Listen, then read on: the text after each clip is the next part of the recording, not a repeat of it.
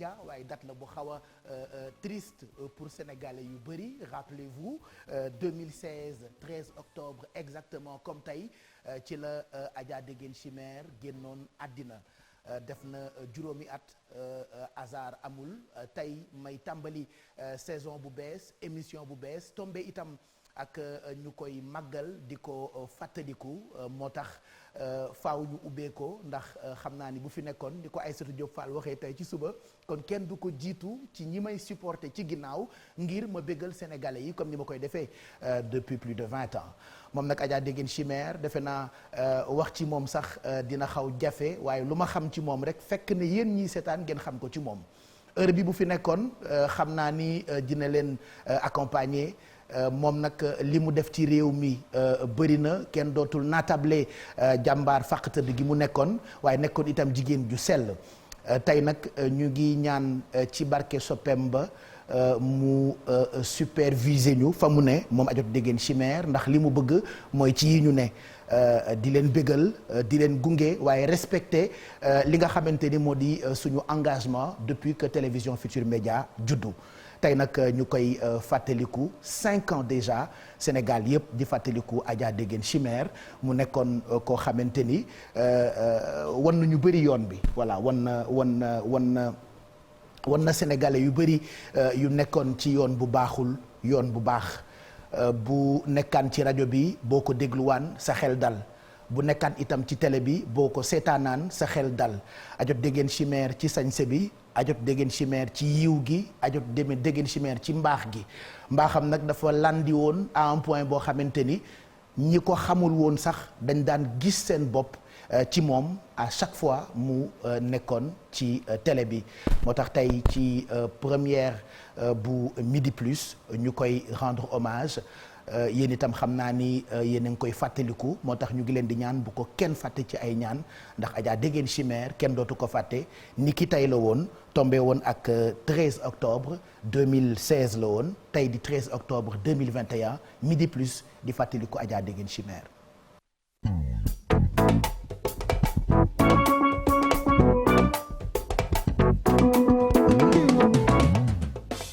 Allez midi moins nag mooy première partie bi midi moins voilà en attendant midi c'est dans quelques minutes bu midi jotee nag on va se retrouver ci beneen plateau bi man ak sama ay invités dinañu waxtaane yu am solo yoo xamante ni dina leen jëriñ mais en même temps dina leen bégal yéen ñi nga xamante ni yéen a tàmm programme yu télévision Futurs Médias ci midi moins bi nag d'abord je vous explique on vous offre beaucoup de cadeaux midi moins moom c'est cadeau et c'est pour vous regardez par exemple table bi li fi nekk yëpp yéen a ko moom tey dama leen koy présenter en attendant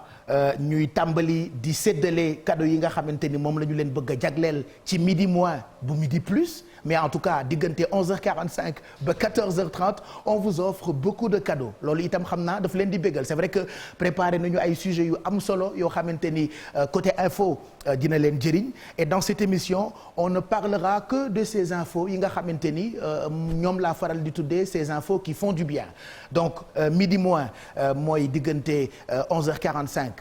jàpp midi dinañ leen jël ci téléphone yi bu ko defee ngeen mën a bokk ci li nga xam ne ni mooy cadeau yu ñu leen di jagleel alors tout ça c'est des boîtes regardez lii boîtu Lat Dior la boîte bi ñu ngi ko tuddee Caroline Faye boîte bi ñu ngi ko tuddee Mariama Ba boîte bi ñu ngi ko tuddee Cheikh Anta Diop lii billet d'avion la pour dëkk boo bëgg a dem boîte bi ñu ngi ko tuddee Aline Sitoé Diatta boîte bi ñu ngi ko tuddee Blaise Diagne alors tur yi yëpp ma joxe xam ngeen ni ay turu héros lañu à la limite ay nit lañu yoo xamante ni kenn ku ci nekk wane nga sa bopp ci réew mi Blaise Diagne kenn dootul naatable li nga xam ne ni def na ko ci réew mi Caroline Faye jigéen ju mën góor la ay nit lañu yoo xamante ni souvent dañ leen di rendre hommage ci seeni anniversaire mais désormais tous les jours ci première partie bi nga xamante ni midi moins laa ko tuddee en attendant Midi Plus non seulement on vous offre de l'argent on vous donne beaucoup de cadeaux mais itam dañ leen di mayaale occasion ngeen xam lu ngeen xamutoon ci ñenn ci héros yi nga xamante ni tudd naa leen par exemple bu fekkee da ngeen bëgg a bokk ci yii ñu leen di jox miin ngeen suñu ay numéro de téléphone 88 628 65 65 88 628 20 20 88 628 22 22 wala 88 676 03 03 bés bu ñu tàmbalee di ko séddale parce que ñu ngi xaar nag yenn ci ay réglages yu xaw a ndaw par rapport ak collaboration boo xamee ni ñu ngi ko fas yéene amal ak waa LONASE d'ailleurs ñu ngi nuyu waa LONASE di nuyu directeur bi di suñu xarit Lat Diop di nit ku baax c'est un jeune boo xamee ni defe naa jàmbaar la moom itam ci domaine bi mu ne bu ñu noppee yooyu yëpp nag ci ngeen mën di bokk ci li nga xam ne ni mooy yii ñu fas yéene séddale donc supposons nga woote par exemple léegi nii woote ci 88 628 22 22 dama lay bàyyi nga tànn boîte midi plus bu la neex bu la neexee nga tànn boîte Lat Dior bu la neexee nga tànn boîte Caroline Faye bu la neexee nga tànn boîte Mariama Ba bu la neexee nga tànn boîte Cheikh Anta Diop bu la neexee nga tànn Aline Sitoé Diatta bu la neexee nga tànn Blaise Diagne voilà donc boo ci mënti tànn rek après dañ la koy ibil par exemple ñu xool Caroline Faye wala bon Cheikh Anta Diop supposons maman Henriette woote ne tànn naa boîte midi plus Cheikh Anta Diop su boobaa dama koy ibbil boîte midi plus bi nga xamante ni mooy Cheikh Anta Diop avant ñuy découvrir cadeau bi nga xamante ni moo nekk ci biir boîte midi plus Cheikh Anta Diop dañu koy tegal ab gëstu bu ndaw boo xamee ni réalisé naa ko man ak rédaction bu midi plus bu ko defee ñu permettre ko mu xamaat lu ndaw lu mu xamutoon ci ki nga xamante ni moo di Cheikh Anta Diop donc boîte midi plus Cheikh Anta Diop choisi par maman Henriette léegi dañu koy wax mu xaar tuuti déglu li nga xam ne ni gëstul nañu ko d'abord ci kii di Cheikh Anta Diop laataa ñu koy jox kadoom regardez.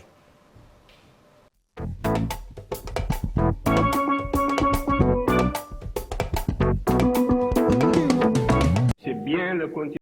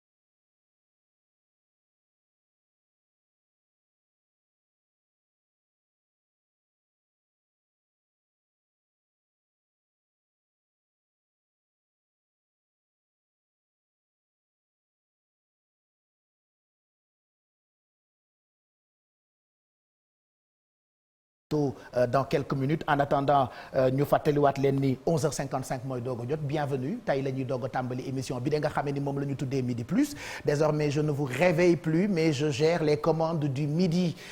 ci télévision Futur Média et dañuy commencer 11h45 nag mooy midi moins première partie bi midi moins la ñu ko tuddee bu ñu demee nag ba midi pile ci la ñuy dem ci midi plus bi nag defe naa mooy yi nga xamee ni agrémenté nañu ko ay ñamatoos yu am solo yoo xamante ni à l'heure de la pause vous serez bien servi en direct jusqu'à 14h30 ci télévision Futur Média donc regardez tout ça c'est pour vous c'est des cadeaux yoo xamante ni yéen la ñu ko bëgg a jagleel ci midi plus bi ci télévision Futur Média billet d'avion yéenay tànn dëkk bu leen neex c'est-à-dire bu ngeen woote woon tey ñu may leen billet d'avion bu leen neexee Makka bu leen neexee France bu leen neexee Côte d'Ivoire bu leen neexee Togo dëkku Passepartout est-ce que xam ngeen ni Passepartout c'est un Togolais loolu waa RFM yi xamaguñ ko woon mais Passepartout c'est un vrai Togolais ndax fit bi mu am ak yi muy wax te dara du ko ci fekk il faut nga nekk un Togolais pour nga sañ loolu ñu ngi koy nuyu parce que moom tamit c'est un très grand supporter de cette émission depuis lors bokk na ci Sénégalais yi nga xam ne ni ñu ngi doon laajte oui kañ ngeen di reprendre seen programme yi kañ ngeen di def yeewu leen kañ ngeen di def émission yu bees yi kañ la ñuy gis Bijou Ndiaye kañ la ñuy gis Exidex kañ la ñuy gis Pape Cheikh Diallo donc donc petit à petit tubaab wax na ko l'oiseau fait son nid. Moi je fais ma rentrée tey et d'ici demain après-demain toute la semaine tous les autres animateurs vont faire leur entrée. Voilà ku ci nekk di nga def leur rentrée plutôt ci télévision Futur Média. Regardez bu dee école yi par exemple dañuy def seen ay rentrée petite section dañuy ibbi tel jour grande section ibbi tel jour waa primaire ibbi beneen jour waa secondaire ibbi beneen jour donc ñun noonu lañ ko fas yéene defee ba keroog ngeen di am programme normal ci saison wu 2021-2022 puisque désormais dañuy fonctionner en saison ci télévision Futur Média. Donc ñu ngi leen di xaar ci li nga xamante ni moo di midi moins midi plus c'est dans quelques minutes 11h55 mooy doog a jot. En attendant je vous donne le menu du midi. On va découvrir bu ca kanamee tuuti benn xale xam nga pendant que yenn ci ay xale di fecc di way di challenge TikTok par exemple am na ci yeneen itam xale yoo xamante ni c'est des génies ay inventeurs lañu bu ca kanamee on va découvrir benn talent sénégalais boo xamante ni c'est un jeune étudiant thiessois dafa créer benn détecteur de somnolence voilà benn détecteur boo xamante ni bu dee da ngay dawal oto nga gëmmentu par exemple dem ba ci digg bi nelaw am na benn alarme boo xamante ni dafay sonné ci oto bi pour nga bañ a nelaw ci sa oto. Donc c'est un détecteur de somnolence qui a été créé par un jeune étudiant bu dëkk Thiès. Il va venir sur le plateau pour nous présenter son invention bu ko defee ngeen mën ko découvrir. Et puis gis ngeen tàngoor bi fan yi xaw na metti ci ñu bëri loolu moo tax am na gëstu bu am solo boo xamante ni def nañu ko dem nañu waxtaan ak waa ANACIM mais en même temps waxtaan itam ak ay docteurs pour ko defee ñoom it ñu jox ñu ay conseils yu am solo ci naka la ñu mën a protéger suñu bopp bu ko defee ñu mën a moytu tàngoor bi. Et paraît-il que tàngoor bi dafa nar a dem ba mois de novembre. De toute façon daañu découvrir li nga xam ne borom xam-xam yi wax nañ ñu ko donc on en parle tout à l'heure avec des médecins et puis nañ ci waxtaan itam ak ay spécialistes yoo xamante ni seen xam-xam màcc na ci lépp loo xamante ni jëm na ci wàllu climat bu ca kaname Mosquirix je sais pas ndax xam ngeen luy Mosquirix alors Mosquirix lii moo koy illustré Mosquirix bon xaaral ma reprendre Mosquirix mooy vaccin bi nga xamante ni moom la ñu génnee pour lii di sibiru paludisme oui paludisme désormais am na vaccin boo xamante ni ça fait des années déjà ñu ngi ko doon testé ci ay dëkk Afrique yu bëri bërki dem boo njaay la ñu gis ni organisation mondiale de la santé approuvé na ko pour ñu koy utiliser pour xale yi nga xamante ni ñoo nekk ci continent bi parce que waxuma sax Covid mais paludisme li muy faat ci ay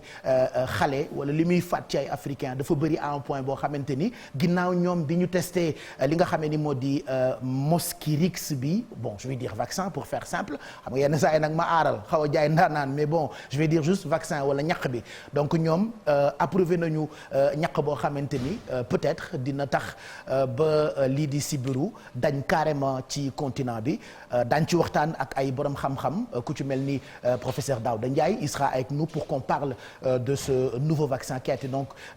approuvé par l'Organisation mondiale de la santé on en parle tout à l'heure dans cette émission. Et puis tey 13 octobre mooy anniversaire Bouba Ndour directeur programme bu télévision Futur Média il sera notre premier invité boo dee nas lu bees léemaay da cee baax donc moom directeur programme bu télévision Futur Média mooy nekk invité bu njëkk ci Midi Plus bi tey on parlera ci li ma leen doon wax sànq ci ouverture programme yu bees yi ak yenn ci ay yu am solo yoo xamante ni service programme bu télévision Futur Média préparé na leen ko yéen ñi nga xamante ni yéen a fidèle ci programme bi donc il sera avec nous dans quelques minutes moom Bouba Ndour et puis évidemment on parlera de cet album bi nga xamante ni Youssou Ndour mu ngi koy préparé album bi nag Youssou xam nga dina ko génne fileeg le 12 novembre et puis bërki démb am na collaboration boo xamante ni juddu na ci digganteem ak Universal Afrique on parlera de tout ça entre autres ak Bouba Ndour mi nga xamante ni il sera ci plateau bi bu ca kanamee et puis dinañu dem Dubaï fekk fa Sarah Cissé xam ngeen ni tey ci suba ci lañ doon amal lii di cérémonie officielle ouverture pavillon Sénégal ça s'est passé ce matin à Dubaï donc daañu fekki suñu équipe yi nga xamante ne ñoo ñu teewal foofee ca Dubaï en direct bu ko defee ñoom itam ñu wax ñu programme boobu naka la tëddee ak tey lañ doon amal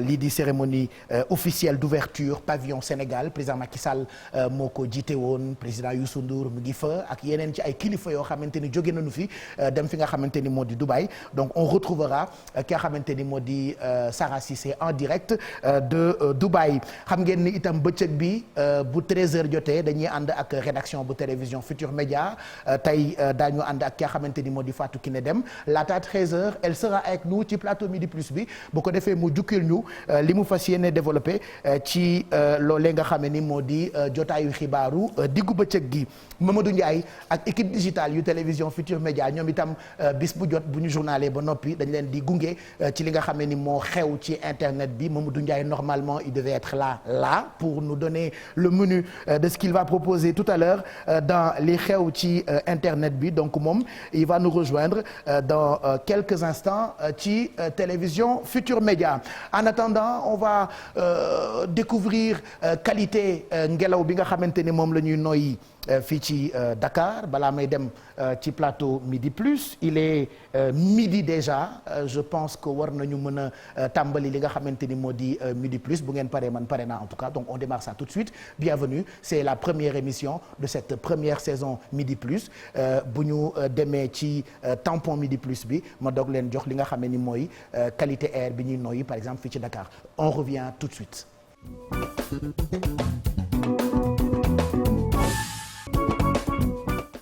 Bienvenue dans Midi Plus on découvre ensemble qualité air bi nga xamante ni moom la ñuy noyyi regardez avec moi li nga xam ni moo jëm ci couleur yi par exemple bu dee da ngeen gis couleur bi verte ça veut dire que air bi ñuy noyyi amul pollution et que baax na donc démb ak tey même indice la fu mel ni Guédiawaye air bi ñuy noyyi am na qualité c'est-à-dire il y a pas beaucoup de pollution et que même bu dee da nga asthmatique par exemple mën nga génn bu doon dafa orange wala mu rouge su boobaa lañ leen di wax ngeen bañ a génn par exemple regardez bu dee Yoff par exemple am nañu ngelaw bu baax ngelaw bi ñuy noyyi am na qualité bu dee fu mel ni HLM même chose qualité bi baax na bu dee Bel Air ngelaw li itam baax na bu dee Médina ngelaw li ñuy noyyi actuellement baax na bu dee Cathédrale ngelaw li baax na c'est vrai que quand on parle de ngelaw mën ngeen reetaan mais ça a beaucoup d'importance li nga xam ne ni bis bu jot dañ leen koy jox muy qualité air bi nga xamante ni moom la ñuy noyyi ci gox yeeg gox-goxaan yi nga xamante ni ñoo nekk fii ci Dakar capitale bu Sénégal li ko waral nag mooy xam ngeen ni boobu ba tey ak dérèglement climatique bi léegi kenn mënatul natt seddaay kenn mënatul natt tàngaay la preuve gis ngeen tàngoor bi nga xamante ni ñoo ngi koy dund fii ci Sénégal période yi yëpp donc du coup nañu gën a farlu ci xool environnement beeg naka lañ koy protéger en tout cas tous les jours à l'heure du Midi Plus dinaa leen jox li nga xamante ni mooy indice su qualité air bi ci gox ak gox-goxaan yu nekk fii ci Dakar donc regardez Guédiawaye ça va indice bi dafa verte Yoff indice bi dafa verte HLM indice bi dafa verte Bel Air indice bi dafa verte Médina itam même chose Cathédrale maanaam Dakar ak li ko wër dafa verte bu ñu demee nag ba mu rouge mbaa mu orange ça veut dire que ngelaw li ñuy noyyi amul qualité du tout ñu ngi ci profité di gërëm bu baax ñi nga xamante ni dénk nañ leen ko ci ministère bu mag boobu ñu koy baaxee tous les jours à l'heure de la pause ci Midi Plus bi ci télévision Futur Média je rappelle encore tout ça c'est pour vous c'est cadeau et c'est pour vous ñu ngi leen di xaar bu ñu tàmbalee rek yéen di ngeen commencer di ma ñu leen jagleel ci midi plus bi donc ay téléphone portable iPhone 12 Pro Max ay Samsung Z Fold 2 mooy bii nii ma yore ay tablette Samsung ay billets d'avion Dakar Paris Dakar ay frigo TV ay téléviseur ay machine à laver ay micro-ondes et puis am na itam yeneen surprise yoo xamante ni mu ngi leen di xaar puisqu'on a prévu même de vous offrir des villas villa ay kër rappelez-vous ci at yu mujj yëpp dañ leen doon may ay oto mais ren on a prévu de vous offrir des villas oui on a prévu prévoir nañu maye lu toll ci juróom benn kër yoo xamante ni sénégalais bu ñu ko may caabi ji lañ lay jox nga dem ca cité ba dëkk ci sa kër ay kër yu ñu tabax ba pare donc 6 villas loolu itam dina bokk ci teranga yu ñu leen bëgg a jagleel ci télévision Futur Média qu'est-ce que je voulais dire d'autre qu'est-ce que je dois expliquer c'est vrai que lu bees c'est comme ça il faut expliquer mais bon damay expliquer tey expliquer suba expliquer gannaaw suba bu ñu demee nag ba après gàmm dootuma expliquer dama leen di bàyyi rek ngeen di ci bokk di woote ñu leen di jox li nga xamee ni moom lañ leen di jagleel ci midi plus bi donc lii moo nekkoon boitu ki nga xamante ni moo di boitu kan la kii Cheikh Anta Diop voilà on vous a expliqué lépp comment ça doit se passer en principe ci li nga xamee ni mooy midi plus donc 88 628 22 22 88 628 04 05 beaucoup de numéros de téléphone yoo xamante ni bu ngeen ci wootee di ngeen mën a am ci terang yi ñu leen jagleel ci télévision Futur Média c'est reparti encore pour saison bu bees émission bu bees ñu fas yéene leen ci gunge je rappelle hashtag bi ci compte yi nga xam ne am nañu ko ci réseaux sociaux yi MP la midi plus envoyez vos commentaires envoyez vos messages d'anniversaire lépp loo xamante ni bëgg ngeen ko ci wàllu interactivité entre ñun ak yéen puisque xam ngeen ni itam télévision Futur Média c'est la première télé digitale fii ci Sénégal donc du coup que muy Instagram que muy Twitter ba ci TikTok on sera vraiment en contact direct entre ñun ak yéen ñi nga xam ne ni yéen a ànd ak ñun di ñu seetaan soit ci Facebook live bu télévision Futur Média wala ci YouTube live bu télévision Futur Média wala ci Instagram live bu télévision Futur Média am ngeen possibilité itam di ñu seetaan ci suñu site internet muy www.igfm.sn. tàngoor bi nag borom xam-xam yi nee nañu li ci baax mooy ngeen di naan ndox. waaye man li ma jaaxal mooy d'habitude bu ñu demaan bay dugg octobre seddaay bi day xaw a dugg ndax li ko doon firnde mooy d'habitude octobre fii la ñuy ibbi école yi et que bu école ibbee pour nga xëy di jàngi fajar seddaay bi daf lay sonal heure bi bu tubaab bi nekkee ci seen automne ñun daan nañu xaw a am tuuti ngelaw moins tàng.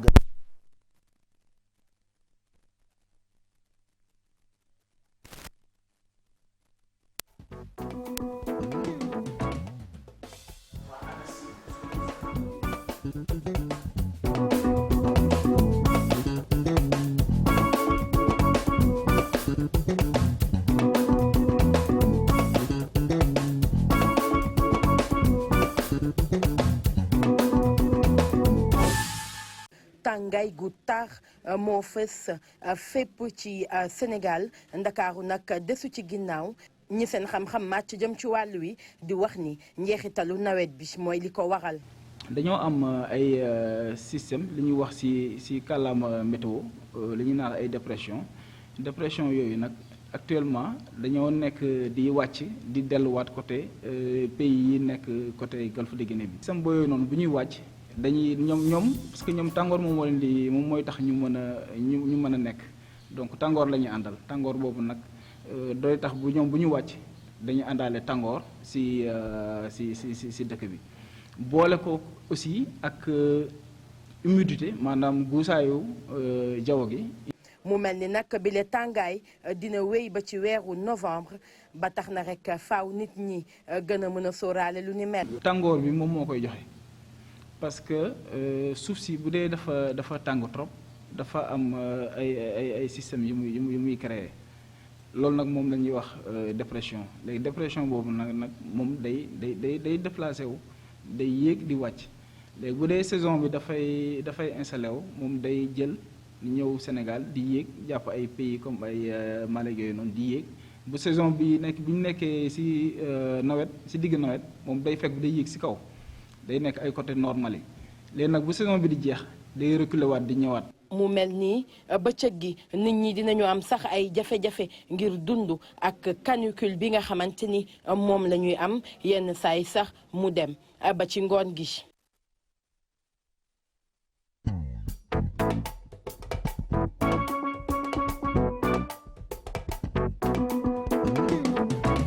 mu mel ni tàngaay bi fépp la wër ci réew mi Ndar naam dëkk la boo xamante ne géej am na fa naka noonu dex terewul mu tàng jër chauffeur yi sax di wax ni seen liggéey mu ngi ci am gàllankoor. waaw tàngoor yi moom fan yi moom solo noonu lool tàngoor yi moom solo noonu trop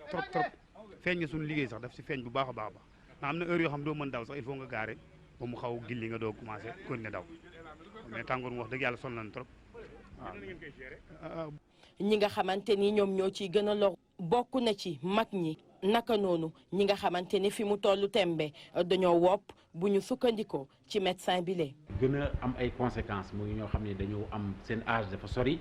ñoom ay fièvre cardiovasculaire wala ay maladies respiratoires ak yu mel ni kay noonu benn dina yokk li nga xam ne si ni mooy entrée bi ñuy entrée maladie ci service yi dina yokk ay feebar yi nga xam ne si ni ñooy am donc forcément mun na dem ba ci taux bi nga xam ne si ni mooy décès yi di gën a accentuer. ndax géej daan bokk ci dëkk yi gën a féex fi ñu toll nii bokk na ci dëkk yi nga xamante ni moo gën a tàng ci Sénégal 36 jàpp 37 ci ay degré sax thermomètre bi daf koy daal di affiché ba tax na rek waa kër docteur ñoom duñu jóg ci wax askan wi ana naka la ñuy def ba feebar yi nga xamante ni tàngoor da koy joxe ñu mën cee mucc. ñuy seetlu maanaam di naan lu sedd ndox bu sedd boisson yu sedd ak yu mel ni ki yooyu éviter trop d'alcool éviter également li nga xam ne si ni mooy ñam bu tàng jër lu demee ni que tàngaay bi su amee dañu war a fexe ba xale yi ak sujet âgé yi ñu teg leen ci barab yoo xam ni vraiment xaw na sedd.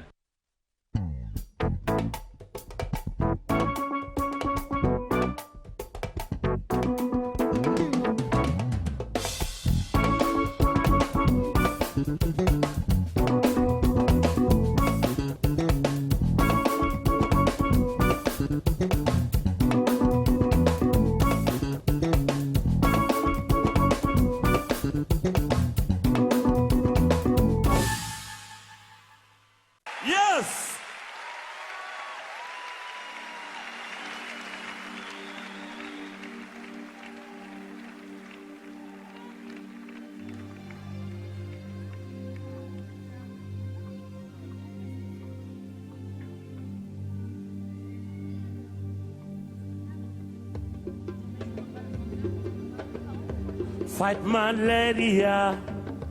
it's so serious. Clean up your area, kill out mosquitoes. Fight malaria, it's so serious. Clean up your area, roll back malaria. On va revenir sur tout ça rollback malaria c'était en 2005 Youssou Ndour mu ngi ci ànd ak ay woykat yu mag Angélique Kidjo entre autres Tiken Jaffa Koli Angoune mais bon leneen la ñu prévoiroon pour loolu mais cat moo xaw a dugg ci partie boobu la nga xam ne ni ñu ngi leen doon won gëstu yi nga xam ne ni amal naa ko ak rédaction bu Midi Plus mais on va recommencer à zéro. Oui, on va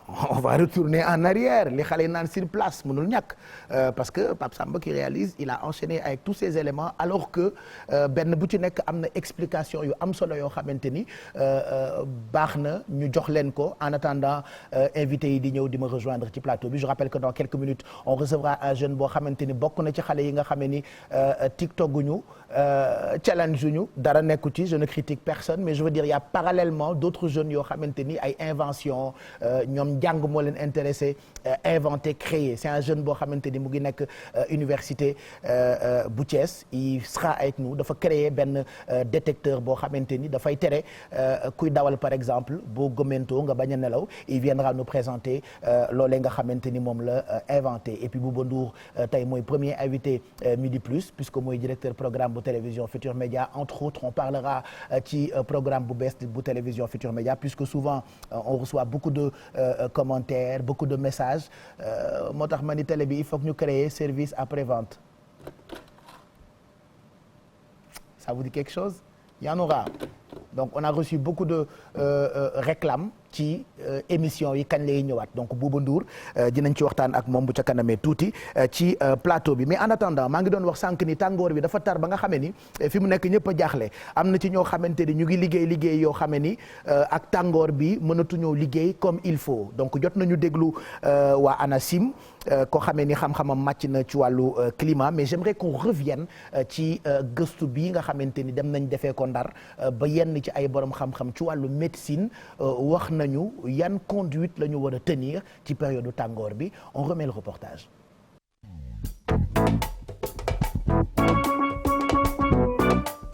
mu mel ni tàngaay bi fépp la wër ci réew mi Ndar naam dëkk la boo xamante ne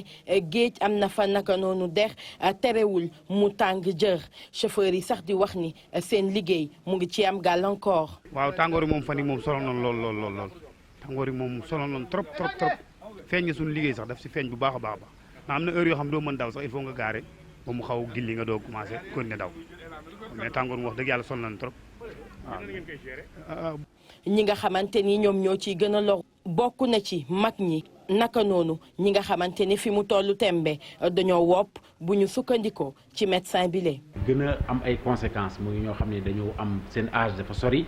ñoom ay fièvre cardiovasculaire wala ay maladies respiratoires ak yu mel ni kay noonu benn dina yokk li nga xam ne si ni mooy entrée bi ñuy entrée maladie ci service yi dina yokk ay feebar yi nga xam ne si ni ñooy am donc forcément mën na dem ba ci taux bi nga xam ne si ni mooy décès yi di gën a accentuer. Ndar géej daan bokk ci dëkk yi gën a féex fi ñu toll nii bokk na ci dëkk yi nga xamante ni moo gën a tàng ci Sénégal 36 jàpp 37 ci ay degré sax thermomètre bi daf koy daal di affiché ba tax na rek waa kër docteur ñoom duñu jóg ci wax askan wi ana naka la ñuy def ba feebar yi nga xamante ni tàngoor da koy joxe ñu mën cee mucc. ñuy seetlu maanaam di naan lu sedd ndox bu sedd boisson yi sedd ak yu mel ni ki yooyu éviter trop d'alcool éviter également li nga xam ne si ni mooy ñam bu tàng jër lu demee ni que tàngaay bi su amee dañu war a fexe ba xale yi ak sujet âgé yi ñu teg leen ci barab yoo xam ni vraiment xaw na sedd.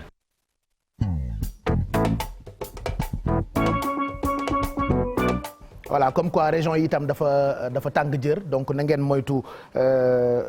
tàngoor bi li ngeen koy moytoo bu dee liggéey mënul ñàkk ngeen di serlu di naan yu sedd xam nga beaucoup d'eau fraîche moins d'alcool fumer aussi moins su fekkee mënu leen ko bàyyi parce que baaxul du tout et que dafa yokk tàngoor fi mu tollu tembe nag bëri na ci ay nit yoo xamante ni ñu ngi souffrir ak tàngoor bi mais bon comme waa météo nee na ñu mën na dem ba novembre li ñu war rek mooy ñu muñ ba keroog tàngoor bi jeex ñuy dugg peut-être ci jamonoy seddaay midi 19 mooy doog a jot je rappelle encore que tey la ñuy doog a tàmbali midi plus 11h45 la ñu koy tàmbali à partir de 11h45 partie boobu la ñoo ngi ko tuddee midi moins et on vous offre beaucoup de cadeaux à partir de midi pile je suis sur le plateau avec mes invités pour parler de tout ay information itam divertissement daf ci bokk loolu la ñu tuddee infotainment ngeen di ko am bis bu jot à l'heure de la pause je rappelle encore que désormais je ne vous réveille plus mais je m'occupe des commandes du midi n'est-ce pas kay dañ maa namoon dégg naa téléphone fixe bu administration mu ngi explosé bintoo ma ko wax voilà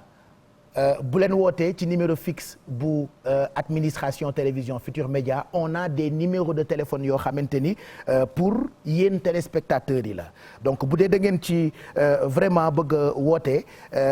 ñoom dinañu am coono parce que dañuy boole liggéey bi ak di leen wuyu n'appelez pas sur le fixe de la télé mais appelez plutôt ci suñu numéro de téléphone yi nga xam ne ni miin ngeen ko muy 88 628 22 22 88 628 20 20 wala 88 628 0405 sànq bi ma nekkee ci beneen plateau bi maa ngi leen doon woon ay boîte muy boîte midi plus boîte Cheikh Anta boîte Aline Sitoé Diatta boîte Ablaye Wade autant de boîte yi kenn ku ci nekk tuddee nañu la benn boîte ci kilifa yi nga xam ne ni ràññee nañu leen ñu nekk ay jàmbaari fàkk tëdd fii ci Sénégal waaye da ci am boîte boo xamante ni Cheikh lañ ko tuddee man bii mooy boîte mystère normalement dafa war a ànd ak musique bu xaw a garaaw voilà mën na ànd ak musique gu Squid Game n'est-ce pas kaa ci ngeen ñoo ngeen ñoo mais ko ñaa je sais pas si c'est comme ça mais en tout cas maa ngi gis xale yi di ko def donc bii mooy boîte mystère est-ce que xam ngeen ni boîte mystère bii ce sera à vous de deviner lan moo nekk ci biir je vous donnerai des indices ay indices yoo xamante ni mën na leen permettre ngeen découvrir cadeau bi nga xamante ni moo nekk ci biir mais malheureusement lii xaw a doy waar ak boîte bi mooy mën naa xëy def ci chaussette parce que man dama am ay rab ya ma yore woon yeewu leen dama foogoon ni bàyyi na ma mais testé naa rab yi tey ba tey ñu ngeeg man maanaam ni may mel lundi bokkul ak ni may mel mardi bokkul ak ni may mel mercredi bokkul sax ak ni may mel jeudi te ni may mel matin bokkul ak ni may mel soir gisoo leen matin bi su ma xëyee ba zëmbale guddi gi su ma dee déclic damay silvissé di làkk tubaab rap la du jàng du diplôme du journalisme du animateur rap yi nag dañ ma toppaat ci midi plus bi tey rap bi ñëw mu ngi tudd non je blague regardez boîte mystère bi tey par exemple ma xool lu ci nekk si je vous dis billet forcément di ngeen ma wax billet de banque donc boîte mystère bi tey xaalis moo fi nekk voilà j'explique moo tax ma leen di wax li nekk ci boîte yëpp enveloppe bi fi nekk mu ngi toll ci 350 000 waaw imaginez léegi nii ngay seetaan heure pause midi plus dégluwoo rajo newoo ci leneen ci télé bi rek nga ko kal moo xam ci Facebook bi moo xam ci YouTube bi wala ci sa téléviseur nga woote ne écoute boîte mystère midi plus nga tànn moo ubbi ko fekk ci 350 000 immédiatement dañu la koy yónnee soit ñu Wave la ko wala ñu Orange Money la ko wala ñu beneen bi nan la tudd wala ñu Free Money la ko wala ñu ñeneen ñi nu ñu tudd wala ñu ñoom daal pour ne pas trop citer parce que voilà tey moom premier numéro bi je sais que service commercial dinañ ma ko baal pour la pub et tout ça donc lii mooy boîte mystère bu Midi Plus à vous l'antenne et les numéros de téléphone appelés comme ça ñu jox leen ci li nga xam ne ni moo jëm ci enveloppe yeeg cadeau yi nga xam ne ni ñoo ngi koy séddale midi 23 mooy doog a jot je rappelle que juste après journalu wolof bi daañu ci ànd bu ca kanamee tuuti ak Fatou Kiné Dem qui va nous rejoindre moom tamit dans quelques instants ci plateau bi pour nous parler du menu du journal bëgg nañu itam mu indi ay commentaires ci vaccin bi nga xam ne ni def nañ ci ab gëstu ab vaccin la boo xamante ni il paraît mën na faj sibiru parce que sibiru nag dafa yàgg ñun dañoo dem sax ba Afrique par exemple ñun fii Sénégal dañoo tàmm sibiru nawet bu jot boo sibiruwul sax da ngay jaaxle waaye nag waa OMS Organisation mondiale de la santé approuvé nañu vaccin bi on en parle ci parenthèse rek ak Fatou Kiné bu ca kanamee tuuti en attendant mu ñuy présenter journalu 13h bi donc juste après journal bi di ngeen ànd ak Mamadou Ndiaye ñu ngi lay nuyu kontaan naa ci gisaat la ci télé bi fan yii yëpp ñu ngi lay seetaan ci li nga xam ne ni mooy li xew ci internet bi tout à l'heure dinañu waxtaan ci yu am solo yoo xamante ni gis nga ko mu xew ci internet bi n'est-ce pas. maa ngi lay fay El Hadj di nuyu téléspectateurs yi man tamit bëgg naa lool pour retrouver tey ci rentrée bi nii ànd bokk ak yow tey. c'est la rentrée des classes. rentrée des classes. mais buuba joxuma sac à dos xaw ma sac au dos la ñuy wax. joxuñu goûter. joxewul goûter waaye yàlla baax na xëy na mu joxe paas. waaw mën naa. xam nga boo nekkee xale di dem école bu ñu la joxul goûter. ça dina la jox 100 francs paas xanaa. ne la demal yàlla baax na xëy na mu joxe paas tey. alors qu'est-ce qu'on propose aux téléspectateurs tout à l'heure dinañu waxtaanee blogueur influenceur c'est deux termes yoo xamante ni dafa wër àddina. kalaasu passe-partout gi dañuy xëy rek def ñaari post mu rigolo ñëpp gis ko ñu am 15 amis ne ay blogueur la ñu wala ay influenceur alors que blogueur ou influenceur bokk na ci tubaab tuddee ces nouveaux métiers on en parle tout à l'heure et puis fausse information yi ñuy gis ci réew mi léegi dafa bëri man dama koy dund keneen ak keneen di ko dund entre autres mooy menu li xew ci internet bi à développer tout à l'heure n'est-ce pas Mamadou Ndiaye. effectivement xam nga li xew ci internet dañ ciy boolewaale dañuy comme ni ñu koy defee rek utile ak agréable dañuy kaf comme ni muy demee ci statut WhatsApp yi def partager yenn information yi mais surtout dañuy expliquer waale téléspectateurs yi ci yenn fake news yi ak yi nga xamante ne day am maanaam fact checking bi nga xamante ne fi mu ne nii rédaction yu mag yëpp wala télé yu mag yëpp am nañ ko fii ci télévision Futurs Médias tamit am nañ ko ndaxte yenn vidéo fake yi jàll toujours dañuy tàmm nañu ci émission bi di ko préciser fan la ban at lañ ko dugal ak nan la ñuy def ba téléspectateur bi ci boppam moom ci boppam comprendre nan la ñuy vérifier information yi loolu tamit ci baaxoon nañ ci émission bi di ko def dinañ waxtaanee ñaari termes yi nga xamante ni aussi c'est complémentaire mais gars yi ba tey comprendre ñu lan mooy sensu moo yooyu muy blogueur di influenceur. prétexte bi nag mooy li xewoon France barki dem. lan moo fa xew. mooy 8 octobre sommet France-Afrique bi. avec notre ami Cheikh Fall. mi ngi noonu. Cheikh il a cartonné xam nga blogueur yi mag la Cheikh blogueur bu mag la. Cheikh c'est un très grand blogueur. je rappelle que Cheikh Fall moo yoroon service digital bu groupe Futur Média. après mu dem ñu ràññee ko bu baax ci internet bi. mi ngi noonu te blogueur yi ko teewee woon. dafa bari Afrique bi yëpp la Afrique wërngal këpp la ñu dajale sélectionné ay blogueurs ñenn ñi ay influenceurs la. am na ku jigéen ku ci def képpi. nga ngoog mooy waa kooku tey suba rek maa ngi gis Claude Siard di commentaire. mooy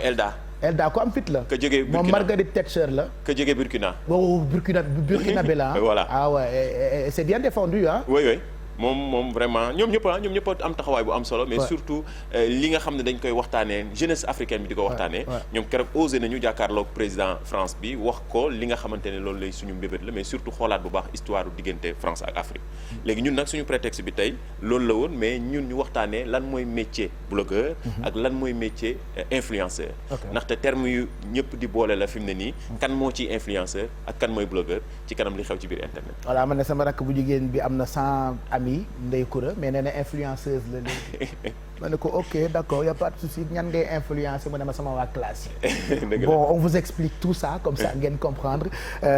terme yooyu blogueur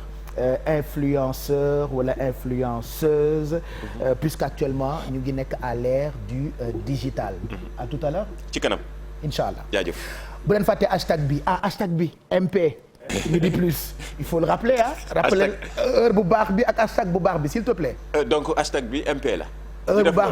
bu baax bi 11h45. non heure bu baax bi 13h30 la. non mais Mamadou arrête. heure bu baax bi désormais. heure bu baax fekk si na heure bu baax. kon heure fekk si na heure. mi ngi noonu à tout à l'heure on te retrouve juste après journalu Fatou Kiné Dem bi en attendant Fatou Kiné dinañu rejoindre léegi nii ci plateau bi mais balaa ñuy ànd ak Fatou Kiné ba mu ñuy jox menu journalam j'aimerais qu'on retrouve Sarah Cissé Sarah moo rafet nag coot Sarah de man des fois dama naan Sarah il faut que ma jëndal ko ay petaaw yu bëri bii mu takk ko ci loxoom bi ci des mu takk ko ci tànk bi waaye lu mu rafet rek professionnel na ko waxuma le journalu Sarah Cissé mais bu ñu ko defee envoyé spécial c'est-à-dire yéen téléspectateurs yi vous êtes tellement contents de la regarder moi je connais une personne boo xamante ni Sarah buy journal moom déggu sax français li Sarah di wax yàlla xam na ne déggu ko mais xoola jàppul Jérôme Diouf jàppul Elisabeth Ndiaye Sarah lay seetaan li Sarah di wax du ko dégg mais le fait que Sarah rafet macha allah je touche du bois di ko présenter journal ci télé bi c'est ce qui lui fait plaisir donc Sarah on va la retrouver tout de suite en direct de Dubaï je vais laisser le soin aux équipes techniques ñu organiser wu pour loolu c'est une première et c'est les aléas du direct loolu defe naa xam ngeen ko duma leen ko jàngal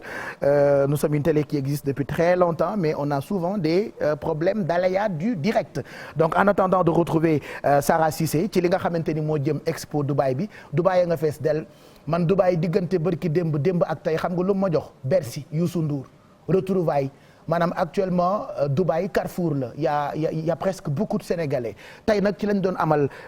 ouverture cérémonie officielle ouverture pavillon Sénégal parce que expo bu mag la c'est comme expo Italie bi yàgg ngeen ko dégg expo Dubaï 2020 bi nag moom la ñu organiser nii Sénégal dem ci yóbbaale yi muy créer voilà j'espère que yóbbaale wu ñu gën a court ak mbattu parce que yooyu itam bokk na ci suñuy invention ak layu yooyu yëpp dañ koy inventé ak tame sunguf tame ceeb non je blague yóbbaale wu ñu yooyu mais bëri na ci ay projets yu am solo yoo xamante ni yóbbu nañu ko dëkk boobule ñu naan Dubaï donc on va retrouver Sarah Cissé dans quelques minutes pour parler donc de cette cérémonie officielle d'ouverture du pavillon Sénégal ça s'est passé ce matin xam nga Dubaï moom ak Sénégal bokkuñu heure actuellement 12h30 moo jot xaaral ma jox leen ban heure moo jot Dubaï en attendant de retrouver la très belle Sarah Cissé j'adore présenter des journalistes qui sont jolis waaye am na journalistes yoo xamante ni doo leen bëgg sax présenter comme par exemple kan je donne quel nom ay Bijou Ndiaye quoi voilà ay journalistes la ñu yoo xamante ni Bijou laa gën a yàpp mooy sama doomu bàjjan donc actuellement Dubaï 16h31 moo fa jot fii Sénégal midi 31 moo fi doog a jot xam naa ñoom bu dee seen télévision ñu ngi def après midi plus ñun actuellement ñu ngi toll ci midi plus ci télévision Futur Média bu fekkee Sarah noppi na on la retrouve pour qu'elle nous explique ce qui s'est passé ce matin foofee nga xam ne ni moo di Dubaï Expo Dubaï 2020 pour parler donc de cette cérémonie officielle d'ouverture du pavillon Sénégal président Macky Sall mu ngi fa woon président Youssou Ndour mu ngi fa ak yeneen ci ay kilifa yoo xamante ni dem nañu pour jaay Sénégal. waaw Pape Cheikh lay nuyu bu baax di la féliciter yaak say équipe ci émission bu bees bi nga xamante ne moo di Midi Plus ku xool ni ma solo tey nga xam ne nag Sénégal moo ayee fii ci Dubaï journée nationale bi tey la ñu ngi fi nga xamante ne mooy Al Wasal Plaza nag bu ko déggee mooy li nga xam ne mooy xolu exposition universelle bi fii ci Dubaï pavillon Sénégal nekk juste à 20 mètres du Al Wasal Plaza balaa ñu yegg ci pavillon boobule nag boo xoolee sama gannaaw yaa ngi gis délégation yi tàmbale ñu yegg si délégation Sénégal fii ki simili rek ki nga xam ne mooy njiitu réew mi Macky Sall dina ñëw amal fi discours programme bi nag ñi lay tëddee bu cérémonie bi jeexee dina dem visiter pavillon bi nga xam ne mooy pavillon Sénégal bu fa jógee daal di dem ci pavillon Émirats Arabes Unis ndax loolu mooy consolider les relations traditionnelles bilatérales bi am entre le Sénégal et les Émirats Arabes Unis bu loolu noppee dinañ am pause déjeuner ngoon si nag ci la fas yéene daje ak taskatu xibaar yi si benn conférence de presse balaa ñuy terminer ci li nga xam ne moom la ñu tuddee le Country Business Forum maanaam waxtaanee mbirum koom investisseur yi ñëw déglu li nga xam ne moom la entrepreneur ak opérateur économique sénégalais indi fii nga xamante ne moom mooy Dubaï. kon nag mu mel ni loolu mooy programme bi bu nu noppee ci loolu suba le 14 moom day nekk ay rencontre B2B entre le secteur privé et les investisseurs mën nañu wax ne daal lii mooy agenda ou journée nationale du 13 et du 14 di jox nag dig daje téléspectateurs yi ci benn journal du forum bu ñuy amal incha allah TFM ngir vraiment rapporter leen li nga xamante ne moom moo xew fii ci Dubaï di la jaajëfal bu baax. man dama la jaajëfal je t'embrasse très fort non il faut que ma defaral ko kii bi nu mu tudd kàbbar bi Sara jar na ko yéen da ngeen iñaan ñoom Coro Mbane Ndiaye dañoo iñaan ça c'est pour toi Sara yàlla na nga gudd fan fil yaa ngi wattu sax man de xaw ma fan laa jëm ak fil yu bëri yi mais bon c'est les aléas du direct merci Sara donc Sara Cissé ak Hamza bu maman Henriette la ñu àndaloon fi nga xamante ni moo di Dubaï Expo Dubaï bi pour parler donc de cette cérémonie officielle d'ouverture du pavillon Sénégal dinañu ànd ak ñoom xam naa bu ca kanamee ci jotaayu xibaar yu télévision Futur Média ak rédaction bi puisque ñun lépp loo xamante ni xew na ci réew mi wala soxal na Sénégal on en parle et puis on détaille ça donc merci beaucoup ma très grande Sara Cissé que je t'admire. Mais il y a une autre personne que j'admire encore c'est ma grande sœur je l'aime tellement xam nga télévision Futur Média loolu defe naa Déguène Chimère yàgg na ko fésal c'est presque une famille parce que le temps que tu passes fi ngay liggéeyee moo ëpp li ngay passer sa kër donc du coup école yi wala bërëbu liggéeyukaay yi dañ ci hissé ay liens yu xaw a doy waar ñii takk ñii divorcé ak ñii ñi ci des nag dañuy xaritoo voilà ba nga xamee ni dañuy mel ni ñu bokk ndey ak baay loolu moo ma dal ci Fatou Kiné Deme mi nga xamee ni bu ca kanamee tuuti di gën ànd ak moom ci jotaayu xibaaru diggu bëccëg gi ni mu koy defeek rédaction bu télévision Futur Média Fatou Kiné ñu ngi lay nuyu yaayu Cheikh Tidiane bég naa ci fekk la tey ci télé bi ci première bu Midi Plus maa ngi lay nuyu. di la fay bu baax a baax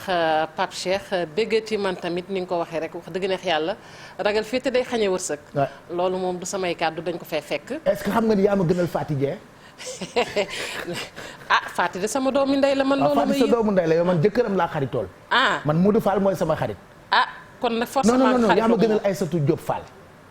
mu ne ni ma ko déggee ci suba ku la bëgg la. daf maa jooyloo sax. ku la sopp la. c'est la première fois Aïssatou Diop Fall jooyloo ma. mais je vous aime toutes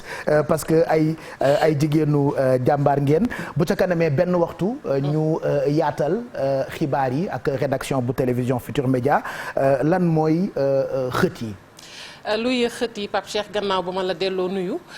di la dalal ak jàmm nag wax dëgg ci li nga tàmbali tey ci télévision Futur Média du guléet nag ngay def lu mel nii waaye itam du guléet itam télé bi di innover mu nekk lu am solo la wax nga ko sànq joindre l'utile à l'agréable mu nekk loo xamante ni lu am solo la xibaar dina fi jibee lu nekk mi ngi fi jibee kon yaakaar naa ni li ñuy taataanee fii tamit nekk na loo xamante ni njariñu Sénégal la kon ma lay dalal ak jàmm ni nga ko waxee nag xibaar yi la ca gën a fës nag tey ñu fas yéene ko jukki ci kanam tuuti bu benn waxtu jotee ci bëccëg dina bokk rek Pape Cheikh ci ni nga ko gisee Sara sànq ubbi na ko muy expo Dubaï ba mu nekk loo xamante ni lu am solo la ci Sénégal tey nag ci bëccëg bi sax mu nekk bëccëg boo xamante ni dañu ko jagleel Sénégal loolee mooy lu tukkee tey ca bëccëg ba kàddu yi am solo nag dina fa jib fas yéene tukkee rek te njiital ASEPEX nekkit commissaire général du Sénégal muy docteur Malick Diop moom moomu gannaaw kàddu mu yëkkati ñi ngi xaar itam président Macky Sall mu fas yéene yëkkati ay kàddu ci bëccëg bi ñu jagleel Sénégal ci ndaje mu yaatu moomee beneen ponk Pape Cheikh bokk na ci convention collective bi nga xamante ni ñoom liggéeykat yu hydrocarbures yu Sénégal yàgg nañu ko sàkku tey nag Pape Cheikh macha allah convention bi tey xaatim nañu ko kon am nañu yaakaar ne ak liggéeykat yooyu xëy na seen i jafe-jafe dana dakk waaye tamit xëy na askanuk Sénégal dinañ gën a gis njariñ ci lu soxal pétrole bi ak gaz bi kon ñoom it ñu ngi leen di xaar ci lu am solo ëllëg nag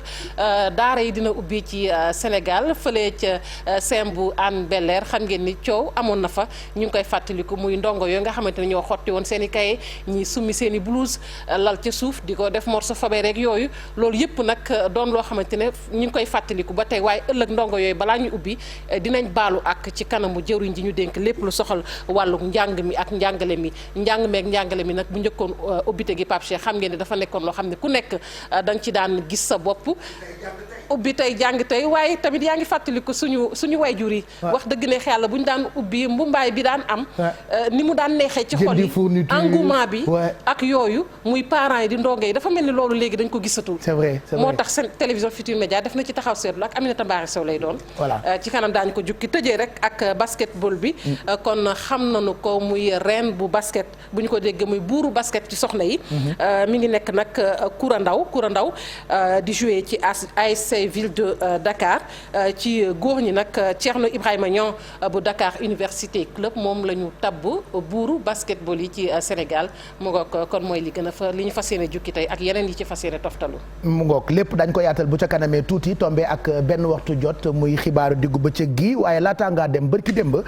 dama gis Youssou Ndour def ci tweetam benn post boo xamee ni mu ngi ci expliquer ni dafa kontaan on va lire ça ensemble enfin après tant d'années de combat pour vaincre le paludisme enfin après des années de recherche et de sensibilisation enfin le vaccin contre le paludisme une victoire pour l'humanité après bi ma gëstoo ci dañu ma xamal ni am na vaccin boo xamante ni organisation mondiale de la santé dañu ko approuvé pour ñu commencer koo ñàkk ndaw ñi surtout fii ci Afrique Sénégal nag dégg naa ñu naan vaccin bi yeggseegul dina yeggsi peut-être fileeg 2022 soxla naa ci sa commentaire puisque ci télé bi lépp loo xamee ni soxal nañu ci wàllu wér-gu-yaram yaa ñu ciy gindi waaye d'abord balaa nga ci commentaire Fatou Kiné bay dem di ñu présenter journal bi ma bëggoon ñu déglu yenn ci ay kàddu yoo xamee ni jëm na ci mbiru vaccin boobule nga xamee ni ñu ngi ko tuddee Mosquirix man j'arrive pas à prononcer le nom du vaccin waaye waxtaan nañu ak ki nga xamee ni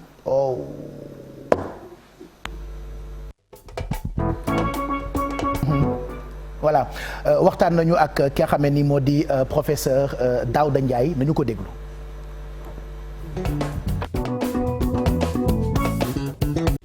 bokk ci doomu jàngoro bi ñu koy woowee benn segment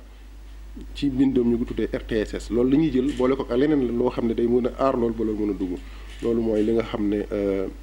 moom la ñu def ci vaccin bi parce que am na vaccin yu bëri da nga naan parfois ñu ne doomu jàngoro bi la ñu rey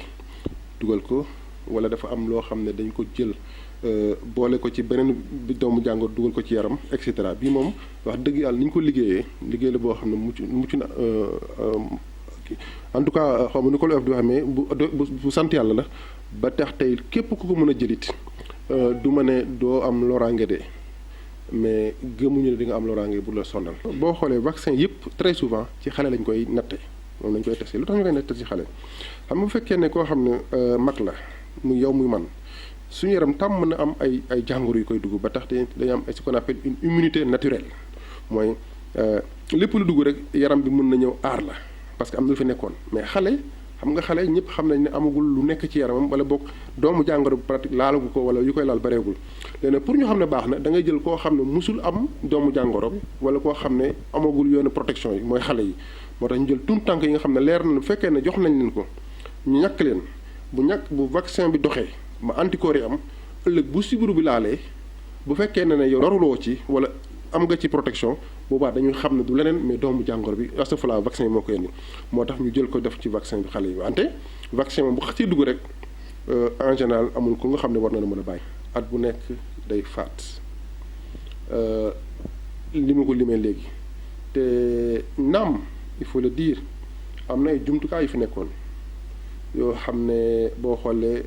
li ñu naan garab gi ACT mooy yi ngay naan pour mu faj sibiru am na sànq yu ñu nàndal yi am na leneen ak leneen am na yi nga xam ne per yi ñuy jox jigéenu wérul ñi nga xam ne am nañu wan nañ lor en général am na ñu leen jox ba tax xale bu juddoo sibiru du ko sonal wala boog moom sax du am problème ci sibiru bi am na également ay le fait que boo feebaree rek mën a dem directement à l'hôpital ñu saytu la faj la dara du la ak leneen ak leneen lu ci bokk waaye ak ce qu'on appelle la chimioprévention du paludisme saisonnier mooy boo demee ci dëkk yu mel ni Tambacounda ay Kédougou Kolda chaque at bu at bi nawet bi ñëwee dañuy jël xale yi ba fukki at weer bu ne ñu jox leen ay garab pour que sibiru même bu duggee sa yaram du la sonal loolu yëpp mu ngi ci mais avec tout ça gis nañu mi ngi wàññeeku lu mel ni Sénégal mais jeexagul moo tax vaccin bi am solo il fallait d'abord valider les résultats yi validé nañu ba rapport yi génn na publication am na OMS def waxtaan bu yaatu ba wax résultats yi ba ne léegi jot na léegi rapidement dëkk yi jot ko am nañu yaakaar ne fii ak bu duggul ren it gëm naa ne fii ak déwén moom am nañu yaakaar daal bu fekkente ne loolu yëpp yemb na xale yi dinañ mën a jot seen vaccin yi ni ñu ko war a.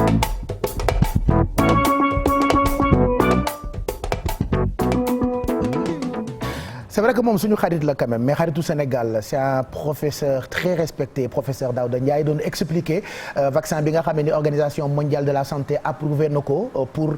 ñu ñàkk ko xale yi ngir xeex li nga xamante ni moo di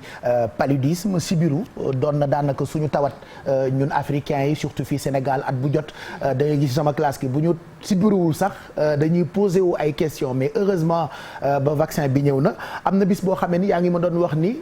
du lu bees. Depuis 4 ans il paraît ñu ngi ko doon testé ci yeneen i dëkk Fatou Kiné. Mangoog ñu ngi ko doon testé ci yeneen dëkk rawatina ak ci dëkk Afrique yi nga wax noonu. parce que xam nga bu ñu nee sibiru quand même ñun réewi Afrique yi ñun la sibiru sonal donc jaadu na tey réew yëpp ñu def loolu ñu duppee éradication totale. maanaam sibiru jeex tàkk. ci dëkk yi. tey bu ñu xoolee dëkk bu mel ni Chine. Chine googu nga xamante ne xam nga mbas ma fa la jógee. tey Chine éradiqué nañu sibiru. mu nekk loo xamante ne lu solo la gis nañu ña fa demoon pour gën koo dëggal moom professeur bi sax su ma julee bokk na ci kuréel gi nga xamante ne ñoom bokkoon nañu ci ñi nga xamante ni OMS yabal na leen pour ñu dem gëstu loolu ndax wér na ndax xam nga mbir bu ñu nee am na ci dëkk li ñuy def mooy experts yi la ñuy yabal ñu xool ndax li ñuy wax wér na moom bokk na ci kuréel googu su ma juumalee pour xool ndax wér na am déet bañ ko saytoo ba ci biir la ñu xam ne dëgg-dëgg Chine éradiqué na li nga xamante ni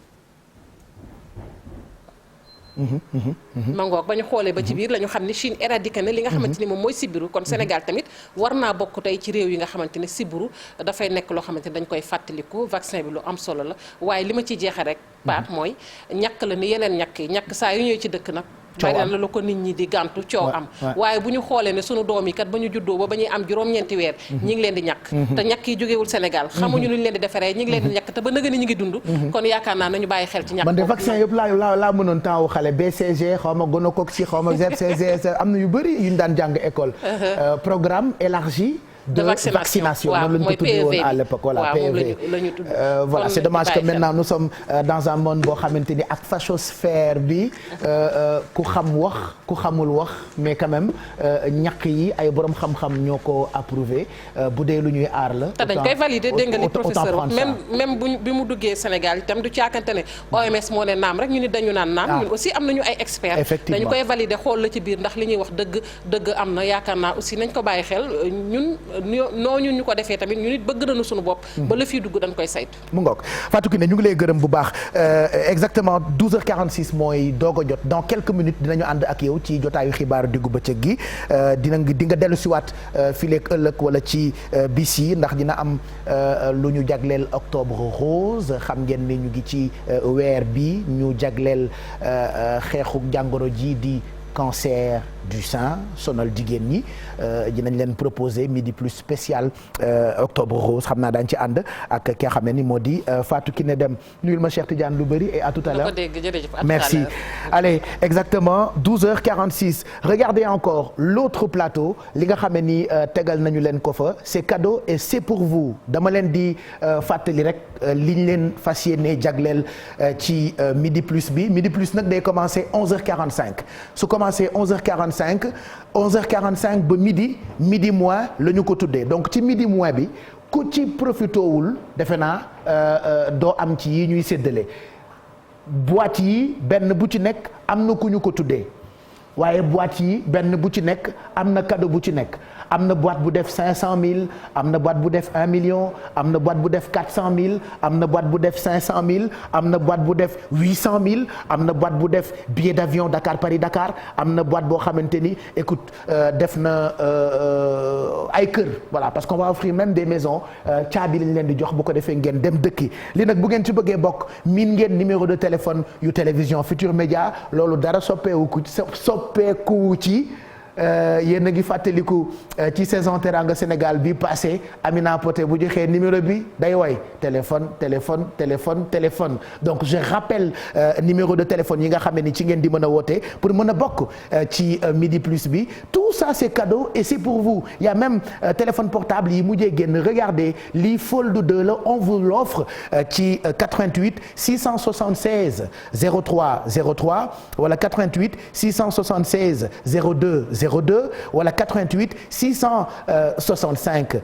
628 65 65 wala 88 628 20 20 wala 88 628 22 22 lan moo tax commencé guma séddale tey ci premier numéro midi plus dafa fekk ni ñun bi ñu noppee am na lu noppeegul ci suñu collaboration ak l'ONAS loolu nag la ñuy finaliser fileeg tey ak suba bu ko defee certainement si tout va bien def leen ci ay ñaan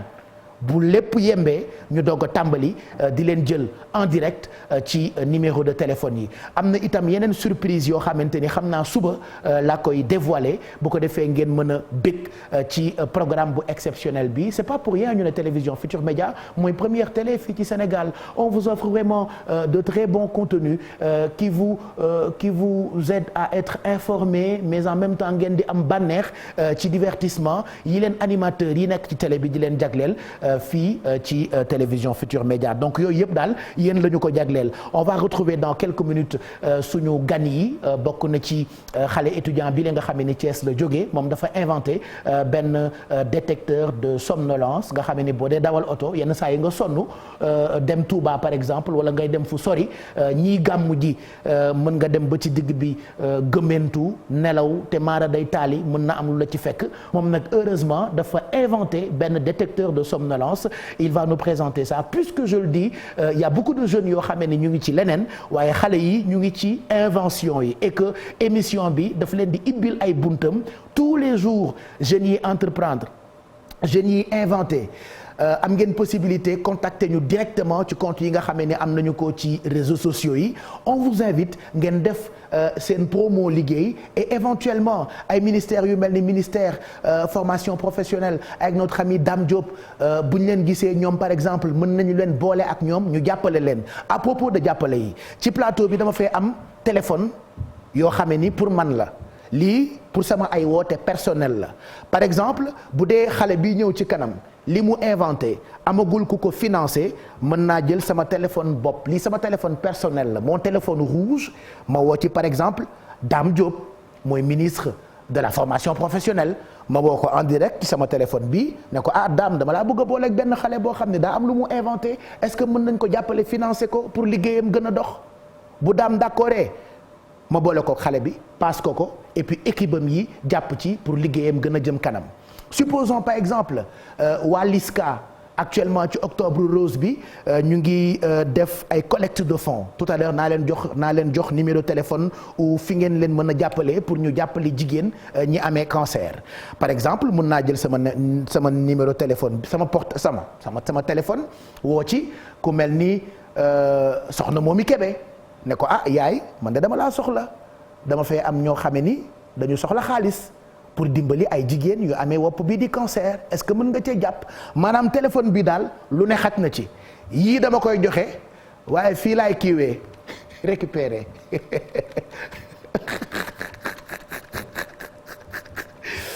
fii laay dóoree oui mais du dóor pour man ou pour me faire plaisir ay dóor la pour yéen ay dóor pour faj par exemple ay dóor pour dimbali ay dóor pour jàppale ay xale parce que Sénégal léegi xale yi ay jàmbaar la ñu à un point boo xamante ni kenn ku ci nekk yaa ngi entreprendre donc désormais on vous ouvre le plateau pour ngeen ñëw di ñu won seen ay liggéey ñu wanaat leen LISCA li nga xamee ni moom la joxe pour ñu jàpp ci xeex lii di cancer du sein donc mooy première cause de mortalité chez les femmes bu dee ba ngeen dimbali LISCA parce que man itam ambassadeur u LISCA la pour ñu jàppale jigéen ñi amee wopp bi di cancer mën ngeen leen a dimbali ci numéro bi di dièse 144 dièse 600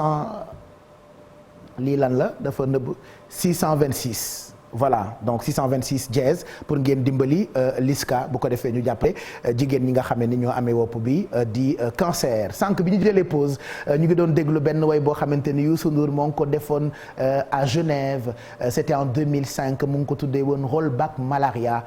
man dama foogoon ni Rollback Malaria mouvement la rek boo xamee ni dañuy xeex ngir Sénégal wala Afrique wala adduna bi yëpp gën a taxaw ci xeex jàngoro ji di sibiru waaye ndeke am na woyu boppam woy wi nag Youssou Ndour mu ngi ci ànd ci jamono boobu ak woykat bi di Angoune mu ngi ci ànd ak ñoom Angélique Kidjo mu ngi ci àndoon ak ñoom Tiken Jaffa Koli ak yeneen woykat yoo xamante ni moom ci jëmi boppam organisé wul fii Dakar waaye daa dem ba Genève ànd ak ay nawle artistes am depuis 2005 la et on va mettre ça pour vous faire plaisir en attendant ñuy retrouver wu ci plateau bi pour enchaîner ak invité yi bay àndaat ak rédaction bu télévision Futur Média Fatou Kiné Dem ak yeneen i mbir yoo xamante ni yéen la ñu ko jagleel midi plus ba 14h30.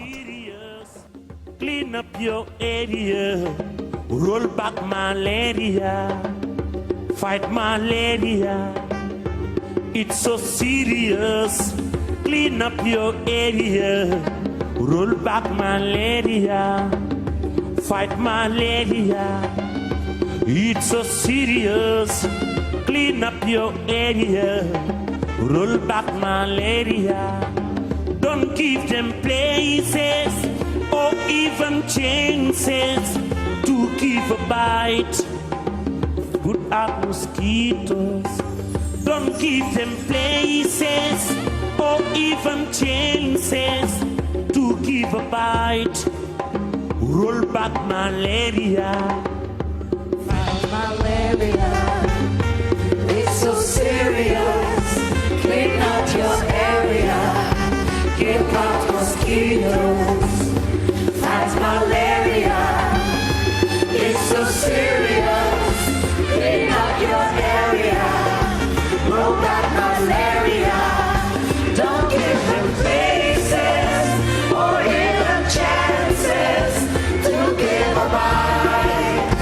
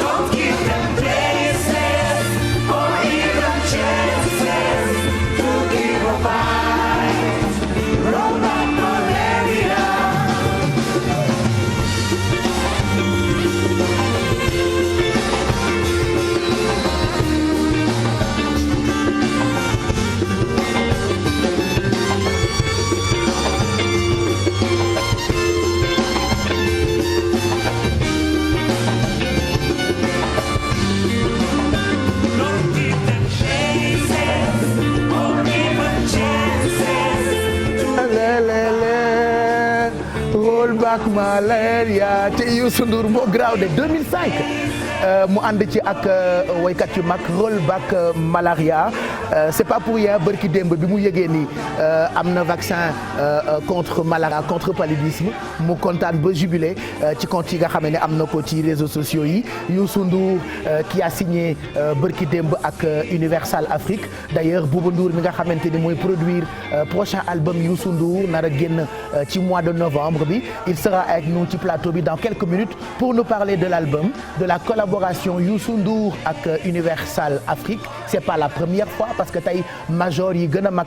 des artistes comme Youssou Ndour Salif Keita Angélique Kidjo yàgg nañu collaborer ak ñoom donc defe naa lii kii la rek weccit la boo xamee ni bu sew-sewaan rek bu mënul ñàkk ci album bi nga xamante ni Youssou togg na ko ba pare ce sera un album paraît-il de 10 titres le 12 novembre lay génn bon on aura toutes les infos concernant cette production ak ki nga xamee ni moo ko produire di Bouba Ndour il sera avec nous ci plateau bi en attendant midi 57 mooy doog a jot on a encore 2 minutes en attendant ñuy ànd ak rédaction bu télévision Futur Média on va en profiter encore pour vous remercier de votre fidélité yéen ñi nga xam ne yéen laa tuddee inconditionnel u li may def man waxuma sax programme mu télé bi mais yàlla xam na ni képp kuy liggéey ci télé bi di animateur wala di journaliste am na ay soppe yoo xamante ni ay inconditionnel ngeen ci li ñuy def soppe Fatou Diaye sama soppe yi soppe Abaye ak keneen toujours da ngeen di bëgg xam ci lu ñu nekk toujours da ngeen di bëgg di ñu gis ci télé bi donc du coup tey ci première bi maa ngi leen di gërëm kontaan daal xaw ma sax lu may wax li xale yi naan je ne trouve même pas les mots mais merci encore d'être fidèle d'abord ci programme yu télévision Futur Média mais merci ci mbëggeel bi nga xam ne ni am ngeen ko ci seen diggante ak ñun ñi nga xam ne ni yéen ñun ngeen di gis ci télé bi moo xam man muy Amina Poté muy Ñaatam Ba muy Bijou Ndiaye muy Corombaar Ndiaye mi nga xam ne ni moo yore coordination Midi Plus ñun ñëpp daal kontaan nañu tey la ñu tàmbali wàññi bu njëkk bi ci programme yu bees yi nga xamante ni dañ leen koy jagleel ci télévision Futur Média on a reçu beaucoup de téléspectateurs ou beaucoup d'internautes ci ndimbalu Magui Coulibaly ak service digital bu télévision Futur Média am na ñuy laajte naan est-ce que yeewu leen dafay am wala du am ma def ko suspense midi 59 le journal c'est dans quelques secondes oui yeewu leen dina am mais man désormais je ne vous réveille plus je m'occupe plutôt des commandes du midi loolu nag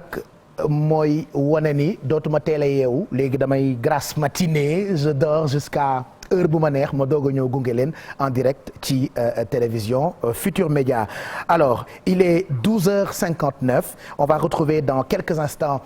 Fatou Kiné Deme ci jotaayu xibaar diggu bëccëg gi ak rédaction bu télévision Futur Média en direct ñu jox leen li ma tuddee information ak divertissement juste après le journal en wolof on se retrouve en direct pour Midi Plus.